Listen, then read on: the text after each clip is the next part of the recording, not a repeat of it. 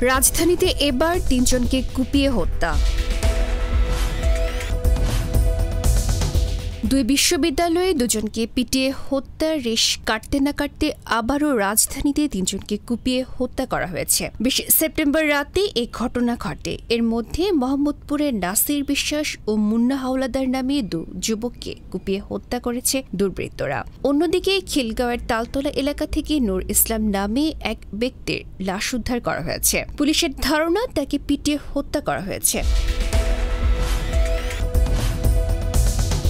মোহাম্মদপুর থানার ভারপ্রাপ্ত কর্মকর্তা ওসি ইফতেখার হাসান গণমাধ্যমকে এ তথ্য নিশ্চিত করে বলেন, মোহাম্মদপুরে বুদ্ধিজীবী সাদেক খান আড়তের পাশে ২ গ্রুপের মধ্যে সংঘর্ষে মুন্না ও নাসির নামে ২ জন নিহতের খবর পেয়েছি। এদের মধ্যে মুন্না সোহরাওয়ার্দী হাসপাতালে এবং নাসির ঢাকা মেডিকেলে মারা যান। কি কারণে এই হত্যাকাণ্ড দুটি সংঘটিত হয়েছে সে বিষয়ে তদন্ত চলছে বলে জানান ইফতেখার হাসান।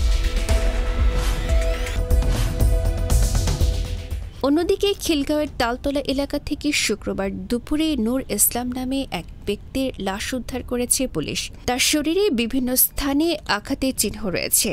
খিলগাঁও থানার ওসি দাউদ খান বলেন, শুক্রবার দুপুরে 12:30টার দিকে ঝিলপাড়ে তার লাশ পাওয়া যায়। নিহত ব্যক্তির শরীরে বিভিন্ন স্থানে জখম রয়েছে। প্রাথমিকভাবে মনে হচ্ছে তাকে হত্যা করা হয়েছে। কিভাবে তার মৃত্যু হলো তা ময়নাতদন্তে বেরিয়ে আসবে। এ ঘটনার মামলা প্রক্রিয়াধীন।